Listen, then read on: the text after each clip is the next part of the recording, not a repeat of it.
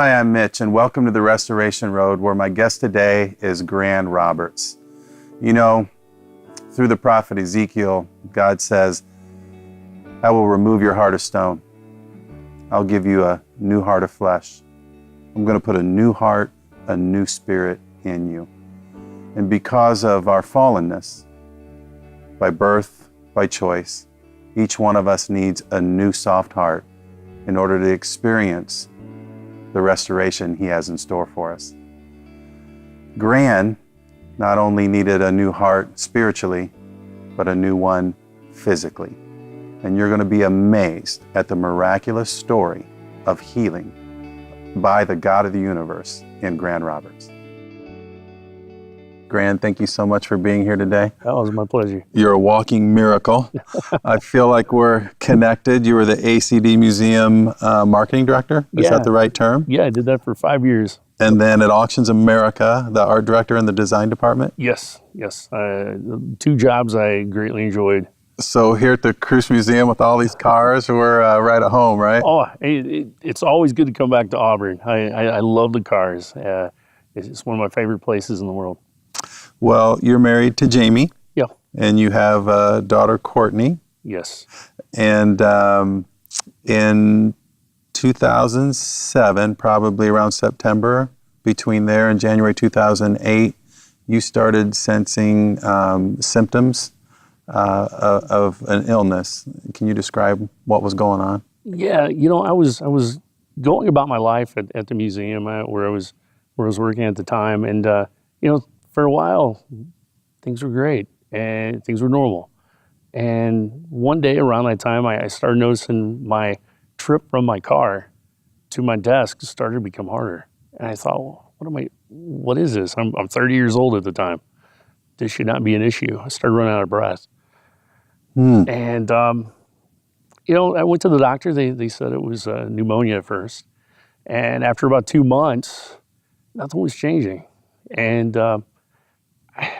I was praying about it. I thought, something's not right. So I decided to get a second opinion. And for a guy to even go to the doctor in the first place, yes, it's a huge deal. It's a miracle in itself. So to go to get a second opinion was kind of unlike me. But I felt that kind of that push to do that. And I went and seen a doctor by the name of Lily Bontrager in Kenneville, who is not only my doctor, but she's my friend. We talk a lot about our faith. And she put an EKG on me. She said, something's not right. She checked it out. And she said, we need to get you to the hospital. We need to get an echo. There's something going on. So March 13th, 2008, I headed over to the hospital, and a guy by the name of Dr. Godley was overseeing the echo. And I don't think it's any coincidence his name was Godley. I told him, I said, Doc, where am I going to find out the results? Because if something's, if I don't find out something, I'm going to go to the ER. So I'm not feeling right. And he said, I'll take care of it now. And within 10 minutes, he came back and he said, Gran, we have some bad news for you. You have congestive heart failure. A virus has attacked the inside muscle of your heart. 10% of it is working. And it's a good thing he came in today because you only have a couple of days. Only 10% of your blood was pumping. And he said, you might want to start getting your plans in order. I had a 4.5-year-old little girl at the point. I didn't know how to fathom that idea. And I thought, well, what pills do I take? How do I fix this? Mm-hmm. It hadn't really hit me that this was a permanent thing. And I was kind of in denial at that point. And my mom and my wife were with me. And we got to Parkview, Maine, down on Carew, and they checked us in, and it was there that reality really set in. Like, we got a fight on our hands. Fortunately, though, through the grace of God, my heart started to respond. Really? Yeah. Over the course of 6 days, my ejection fraction, which is the percentage that they measure, went up and nearly doubled, which is uncommon. So they give you a 50% chance to live 2 years at Parkview? Yeah. After I made it through that initial 2 days, they said you got about 50% chance of making it 2 years. That's still hard to fathom. I still remember receiving that news. At that point, I thought, all I can do is fight and be here for my family. And that's what I started to do. I started doing all the things that I should have been doing, taking care of myself, spending more time with my wife. We decided that, Doc said we couldn't have another child because my heart couldn't handle it. Lord had other plans. Within a year, July 17th of 2009, we welcomed our son, Brady Ryan, into the fold. And things were good. Things were good for a long time. Is it around August 5th, 2016, when you really have trouble breathing? August 6th, I ended up going into the hospital on my own because I started seeing the same symptoms I had 8.5 years earlier. And I went in there. They said, "Hey, you got a flutter. Something's going on with your heart again. It's getting worse." And the next day, had I not gone in, it saved my life. The Lord was looking out for me. The next day, my heart bottomed out. I remember it going black. My BP went down to 28/19. I remember my legs falling off of the gurney when they were trying to move me, and I couldn't even lift my legs up because they were so heavy from the blood and the lack of pressure. I nearly died. And then they also had to, later on, correct my heart rhythm, shock it back into rhythm. It was a scary time in my life. But even during that time, I'm seeing the things that are going on around me, and I'm thinking, could this be it? Like, what's next? It was hard to see beyond the next 5 minutes. But little I know, that was the beginning of this journey. How did they correct the situation? Like, how do you have enough energy to move on and not have any 28/19 blood pressure? Well, what they ended up doing is they gave me medications that would help the rhythm part initially, but actually setting off my ICD while I was sedated, that helped. That corrected. That kind of gave me a restart, so to speak. And then it was just time. It was time for my body to start to heal. I had to give up my career at that point to concentrate on trying to fight to get back so I could be the man that my wife and my kids needed. Was that really hard for you to give up the career, or did you feel the peace about that's just what I need to do right now? Well, I'd like to say initially I felt the peace, but it was hard. It was a struggle. It's from the time, I'm 40 years old now. And from the time I was 6 years old, running around the ACD museum, looking at drawings of Gordon Burig on the wall. Sounds like me. I was just in love with the whole idea of art and design and drawing, and it's just so much part of me. So I felt like when I gave it up, I lost part of my identity for a little while. And then Christmas time hit. And when things got really bad again, that was a game changer for me. And I had to come face to face with the word transplant and the potential of it. And it was a word I'd been running from for many years. And I didn't want to hear it. And when I went to the doctor's office, I was always afraid of hearing that. And when they finally said, "Gran, you have 40 pounds of fluid on you that we need to remove now. You're dying. We need to get this taken care of. You need to start on this journey with us." It was surreal. And I talked to the doctor. I'm like, it wasn't my doctor at the time, and I was frustrated and upset with him, although he was doing me the greatest favor he could ever give me. He was being honest, because he was the only person in that room that was being honest with me, because I wasn't being honest with myself. I'm sitting in my hospital room that night in Fort Wayne, and it's like God said, you need to get a tribe together. You need to get your guys. I got 4 extremely close friends that I know if I'm not there, they're going to be there for my kids. And I called them up and they came. I said, Wow. yeah. I said, guys, here's what I'm dealing with. I'm heading down this transplant journey. I've had a talk with God, and I said, God knows that if I'm worried about my wife and my kids, more times than not, I typically, as a man, we kind of sacrifice ourselves. Mm-hmm. And I said, I can't do that because they need me. And I need you guys to do something for me. And they're like, well, what is it? I said, for right now, I need you to pray for my kids and my wife. I need you to be there for them. I need you to look after them because if I'm worried about them, I can't be there for them. I said, I need you, I don't know what's coming. I need you to be there. And they're like, you got it. It's not even an issue. And I said, if God's got other plans for me, I need to know that you're going to be my hands and feet for my kids. You guys are going to be the outlet in which I show love to my children if the Lord takes me away. I said, include them in your family activities, be there for them, love them like I do. Can you do that? Wasn't even a question. Right. That's what brothers do. Yeah. So You call that time period your cross moment. What do you mean by that? well, the cross moment came in my life. What I mean by that is, here I was sitting in the hospital, worried about what the future held, if I had a future.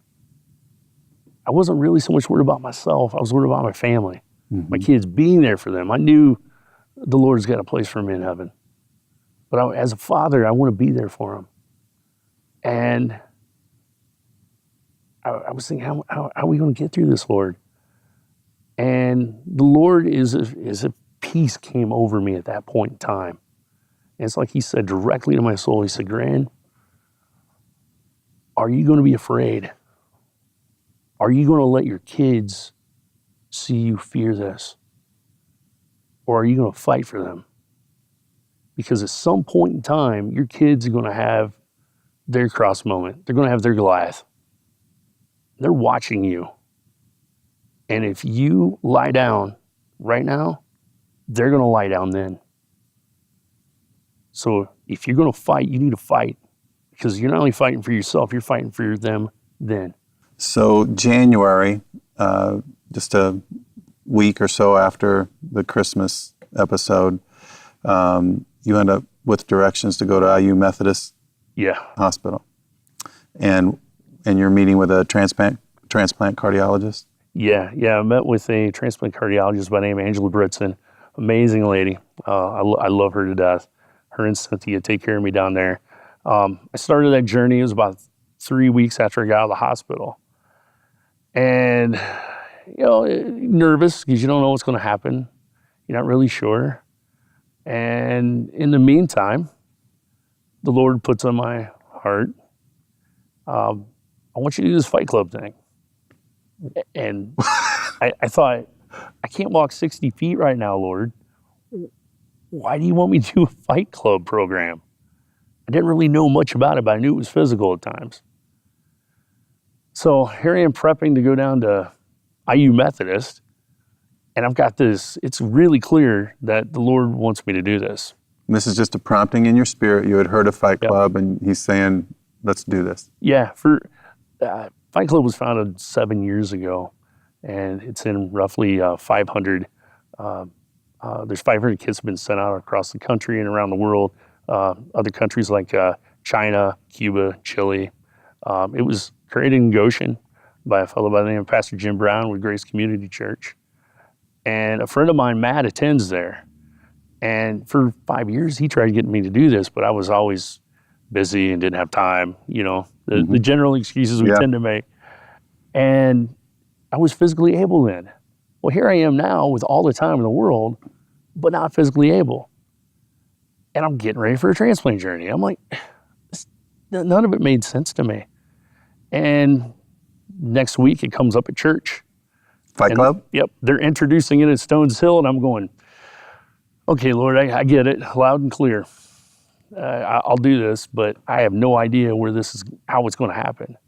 And the way Fight Club typically starts out is a midnight meeting with 300 to 400 gentlemen.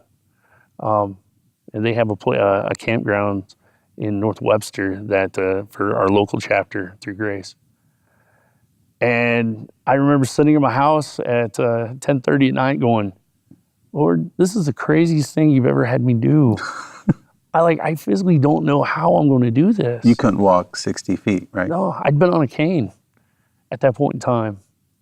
And through this program, it not only helps you spiritually become the man God wants you to be, but physically, relationally, mentally, it makes your faith intentional. What do you do when you go there at midnight? Well, at midnight I show up, and the first thing that they rush you to is the woods, and there's a lot of physical challenges that I immediately look up and I see a huge net.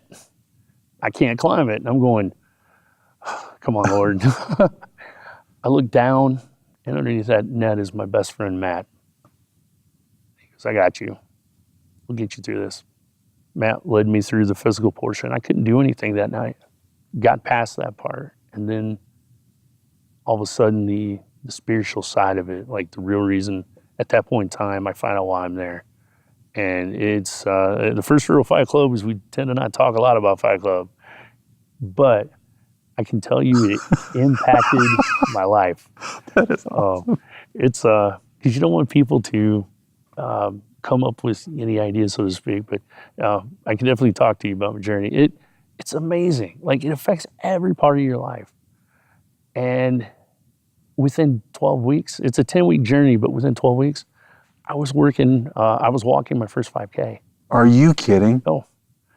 I had a... And you don't attribute that just to the physical part of it? No.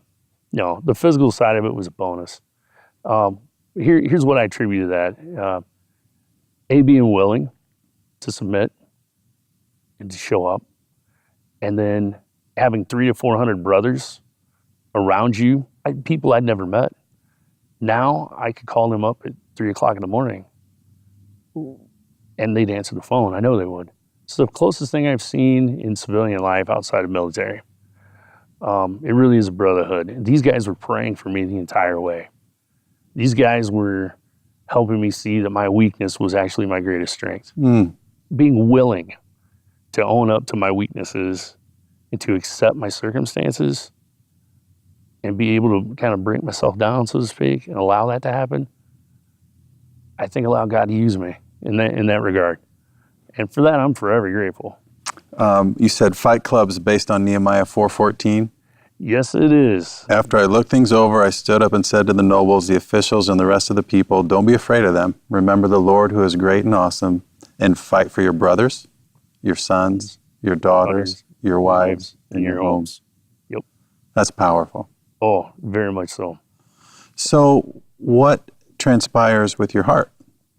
Well, it was during this time that not only was I going through Fight Club, I was also going through cardiac rehab over at Parkview Whitley. Had a couple of amazing ladies there that took care of me. And so here I am, I'm doing two things and both rather physical, and I'm pushing myself, just hoping that God will give me that miracle.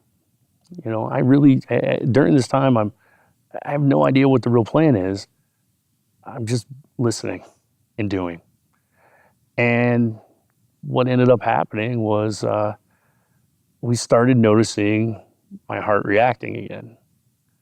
Now, in a good way or bad way? In a good way, which is amazing because in December 28th of 2016, the doctors at Parkview were like, you don't really have any chance here. They put me on this medication called milrinone that they call it jet fuel, because basically what it does, they put it in your system and it makes you feel like you're 18 again. For about 6 hours, I felt normal. But it does that in order to get all the fluid off the system in order to make your organs function properly. Mm-hmm. The minute they take the milrinone drip off of you, you go back to normal. They said, once you've hit this stage, there really isn't any turning around. So I really didn't have any hope from a medical point of view. But I had one nurse that came in, and I'll never forget it. She came in and said, I've been doing this a long time, 32 years. She goes, I know what the docs are telling you, and I'm not saying they're wrong, but I'm saying where God is, all things are possible. Wow. She was the only person that even gave me the slightest glimmer of hope, but it's the one thing I held on to because I knew God could do things. I knew he could make this happen. Now, would he do it for me? I didn't know. Mm-hmm. And we started to see these things take place. As we're prepping for the transplant journey, my transplant cardiologist kept putting off the test. She's like, well, things are happening that your tests are improving, and none of it made sense to her. The labs kept coming back good. My activity started increasing. My cardiac rehab was going great. And finally she said, you know what? I'm going to give you the big test. I'm going to put you on a stress test, and I'm going to see how this works. And I want to see where you're at. Because I had two possibilities. One was to try to prepare me for transplant, and the other one was to prepare me for an LVAD, which is a pump. They core out a piece of muscle in your heart, and they attach the pump to your heart on the inside, and you have a power cord that comes out of you. It's kind of a scary situation, but it gives you more time to wait for a heart. Mm-hmm. And I was prepared. If that was my route, so be it. I went in, they got me all set up for the stress test. And I remember saying to myself, Lord, just let me make them bored. Like, I don't want to go in there and within 20 minutes I'm done. Like, just let me leave it all there. And they do these little rounds, and every round is so much time. And I got up to about 8 rounds, and the bike is gradually going up on an incline. It's getting harder. And I got up to 8, and the lady's like, Gran, you're doing good. Typically, this is where we have to stop things. Like, awesome. And I got this thing in my mouth, and I couldn't really talk, so I just kind of gave her a thumbs up. And we get to round 11. She goes, Gran, if I know you're coming in next time, the future for another one of these, I'm bringing a book. That just hit me in my heart so hard in a great way. I went to see my doctor, and as we're sitting there, the doctor's like, I got your test results, but something's not right. I said, what do you mean? She goes, hold on, I got to do some reconfiguring. And she's checking different results against other results. And she goes, these results are right. She goes, this is amazing. I have not seen this in a long time. I said, well, what is it? She goes, as far as the LVAD goes, you're not going to need it right now. And as far as the transplant goes, as of right now, you're not going to need that either. Oh, my word. I was overjoyed, to say the least. You got your miracle. Yeah, I got my miracle. You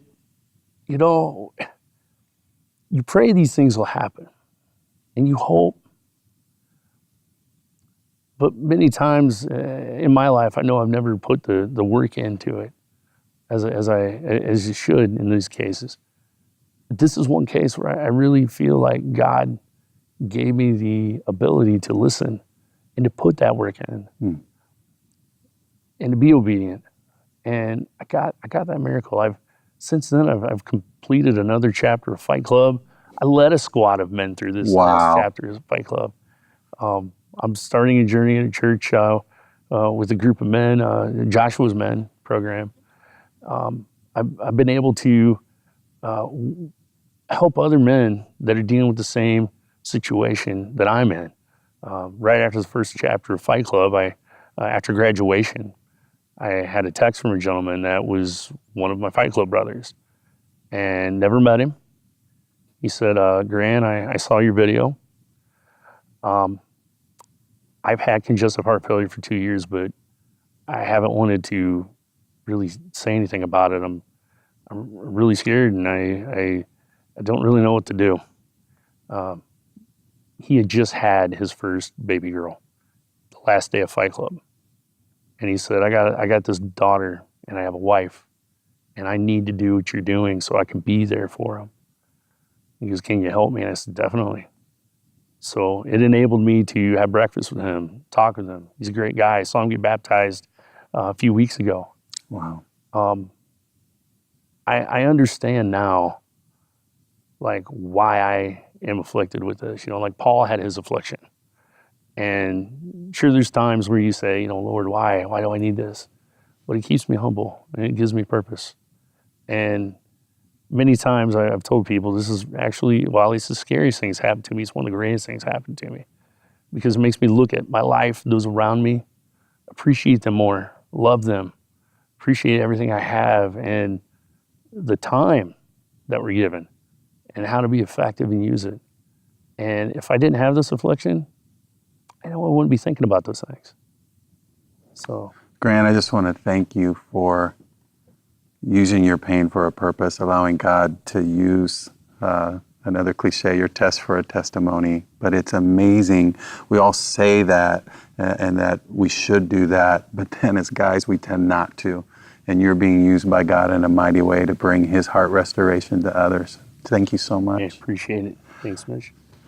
And that's our prayer for you, is that you would have a new heart. God said in Ezekiel 36:26, I'm going to give you a new heart, a new spirit. I'm going to remove your heart of stone and give you a new heart of flesh. God's design is that we would humble our hearts to him, bend the knees of our hearts, and have our hearts be clay, malleable in his hands. And so that's our prayer for you, is that you would surrender whatever you're holding back to God right now and allow him to use that and you to draw others to himself. Hi, my name's Gran Roberts, and I recommend you read this book from my friend Mitch Kruse, Street Smarts from Proverbs. As a Christian, it's going to make you more highly effective in your walk and your journey, and you're going to be glad you did.